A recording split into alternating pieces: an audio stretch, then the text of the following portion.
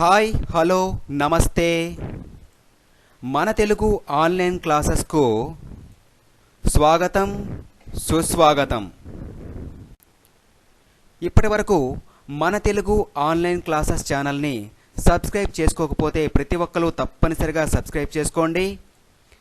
ప్రతి ఒక్కరూ వీడియో మొత్తం చూసి లైక్ చేసి కామెంట్ చేసి కొద్దిమందికైనా తప్పకుండా షేర్ చేయండి. ఇప్పుడు మనం ఈ వీడియోలో సా గుణంతం గురించి నేర్చుకుందాం.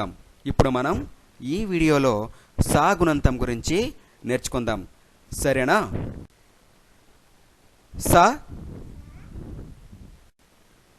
సాకు దీర్ఘమిస్తే సా, సాకు గుడి ఇస్తే సి, సాకు గుడి దీర్ఘమిస్తే సి, సాకు కొమ్ము ఇస్తే సు, సాకు కొమ్ము దీర్ఘమిస్తే సు, సాకు రుత్వం ఇస్తే సృ, సాకు రుత్వ దీర్ఘమిస్తే సృ,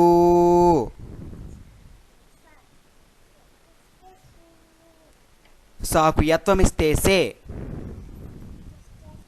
సాకు యత్వ దీర్ఘమిస్తే సే,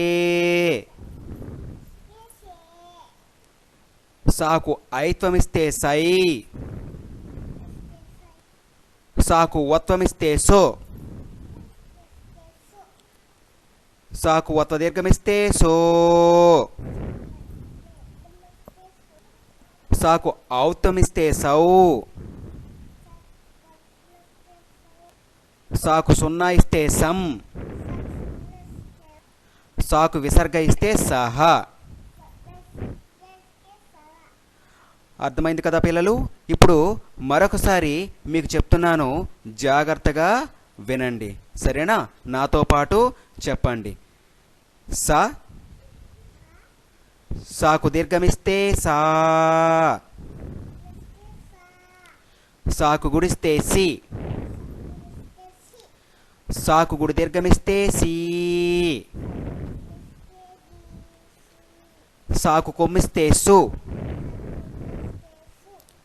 సాకు కొమ్ము దీర్ఘమిస్తే సు, సాకు రుత్వమిస్తే సృ, సాకు రుత్వ దీర్ఘమిస్తే సృ, సాకు యత్వమిస్తే సే, సాకు యత్వ దీర్ఘమిస్తే సే, సాకు ఐత్వమిస్తే సై, సాకు వత్వమిస్తే సో, సాకు వత్వ దీర్ఘమిస్తే సో, సాకు ఔత్వమిస్తే సౌ, సాకు సున్నా ఇస్తే సం, సాకు విసర్గ ఇస్తే సహ. విన్నారు కదా పిల్లలు? ప్రతిరోజు ఇలా రోజుకు 1-2 సార్లు ఈ వీడియో చూసి నేను చెప్పిన తర్వాత మీరు కూడా శ్రద్ధగా విని చెప్పినట్లయితే మీకు తప్పనిసరిగా చదవడం అనేది వస్తుంది. సరేనా? ధన్యవాదములు.